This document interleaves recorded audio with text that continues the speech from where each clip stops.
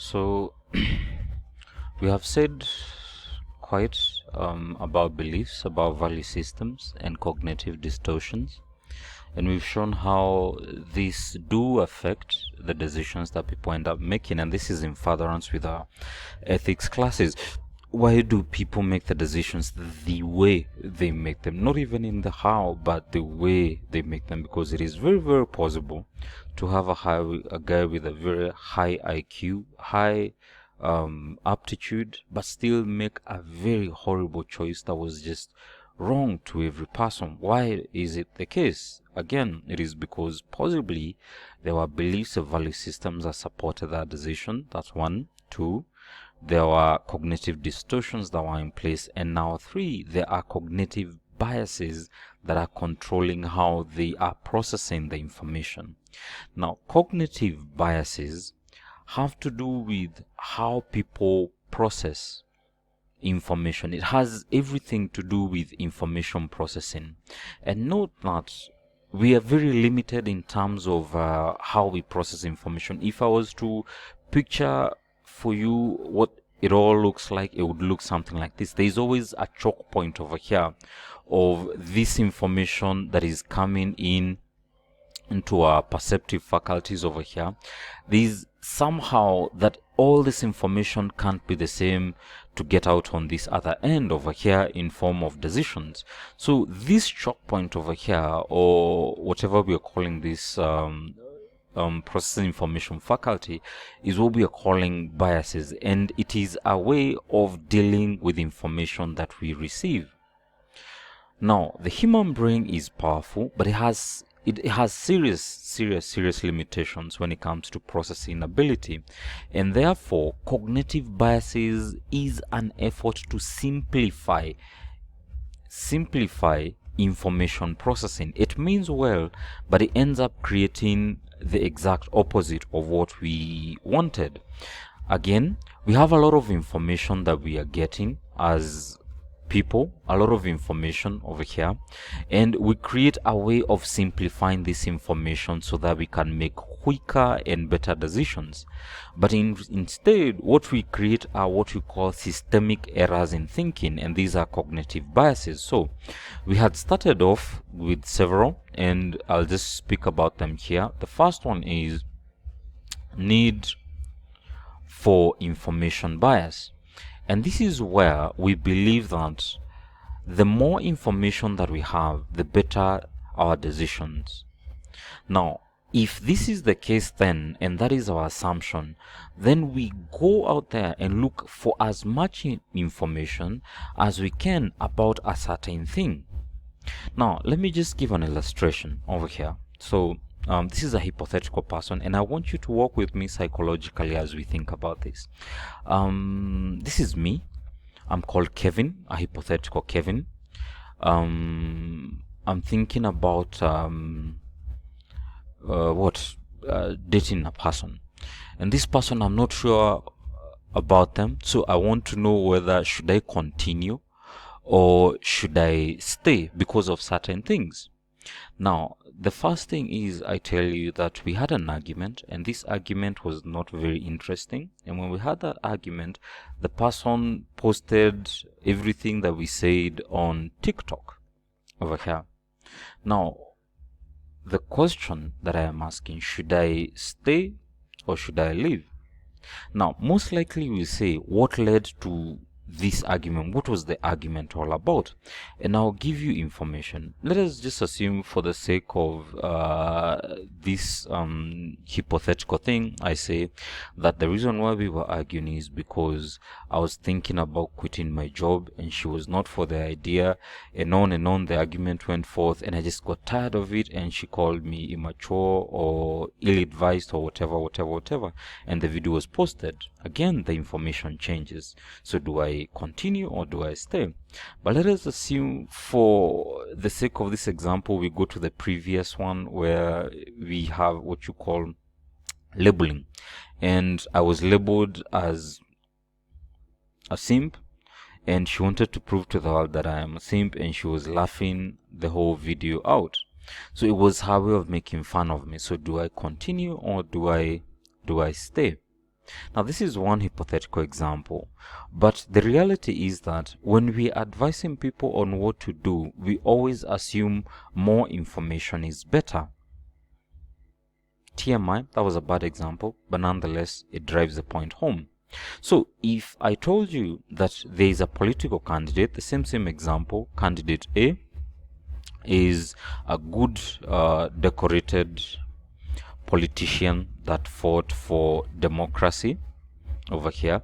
Party B was involved in constitutional reforms. Party C has had serious infrastructural projects. Now, and I ask you kindly vote for A, B, or C in the forthcoming presidential election. The reality is that this information is not enough. But if I added more information over here and I said the other information is 1, 2, 3, and here the other information is 1, 2, 3, the other information is 1, 2, 3, and then I added some more, then I added some more, will the decision be better, clearer, or not clearer? Now, the reality is that what if I mention that the first person is Raila, the second person is Ruto, the third person is Uhuru? Who do you vote for? The reality is that the more the information that I was giving over here, the more you would arrive at a more simplified way of thinking about it. But in reality, more information doesn't mean a better decision. It always means that you had a lot to look at. There are certain situations where less is better, and in most cases, simpler decisions and the best decisions are made with just enough information. So if there's a key takeaway to this bias is one, that if you increase the number of information or the quantity of information that you're getting, it doesn't inherently mean that you're making a better decision. Now, the other reason is this: the more you get the information, the more you simplify it in terms of how you're making the decision. For example, I want you to memorize the following numbers off head. Close your eyes as you see it. You have 13. Close your eyes. That's easy, right? What if I add 13 and 15? Close your eyes. That's easy to remember. Then I add 67. So it's 1, 3, 1, 5, 6, 7. Then I add 8, 1, 9, 8, 6, 5, 6, 7, and 5. Now, if I tell you to call out this information for me, then it won't be possible. There are certain bits that you will not be able to remember, and you normally celebrate a lot of people who can be able to handle all this in one go. We call them geniuses as it were. But humanly speaking, the more the information, the less we can be able to handle it, and the more we try to come up with memory techniques only because we cannot handle the whole bit of information. Now, let us go back to the same example, and I only ask you to remember this: 13, 15, and 67. It'll be very easy because you use 2 bits, and so forth. But if I added 13, 15, 67, and 819, and I tell you kindly say these numbers back to me in chunks of 3, 3, then it will be somewhat difficult. But let me even take it a notch further.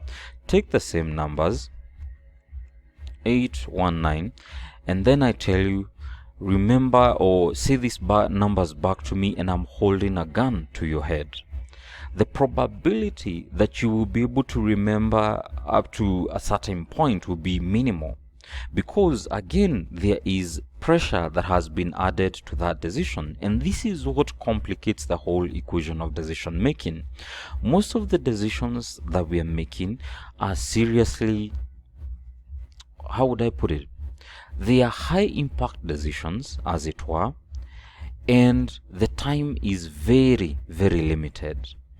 And the pressure, therefore, is to make the right decision and in the shortest time possible. And you don't have all the information. Therefore, if you think that adding up to the information before you make a decision will help, what you're suffering from is what you call indecision. Or, in some cases, decision fatigue, where you want to make the decision, but you're delaying it until you get all the information about certain things. But you will get this information, but your decision will nonetheless change. And this goes back to the decision to continue or stay. Now, if we took a hypothetical, realistic situation, we will find that the reason why the media today is it's a booming business where the most talk show hosts will be talking about relationships. The reason is that most of the people do not know what is the right decision to make. There is indecision involved, or there is decision fatigue involved, and they do not know, given the facts that I have, should I continue or should I stay? And when most of these people call to these radio shows and they're asking for advice and so forth, the radio host will ask for as much information as possible. So he did this, she did this, he did this, she did this, he did this, and all this information. Now, once you get all the information, they will throw the ball to you, the listener. If it were you, what would you do? And the assumption is that given all the information that you have, your decision will be accurate. In reality, it is not always the case. Now, even if we added more information by being given more time to say this could be ill-advised and so forth, just stay until you know for sure exactly what is going on, it doesn't mean that you will make the right decision. So, a summary of this bias has to do with the following. More information is not always the best. That's it for this bias. So we go to bias number 2. Thank you.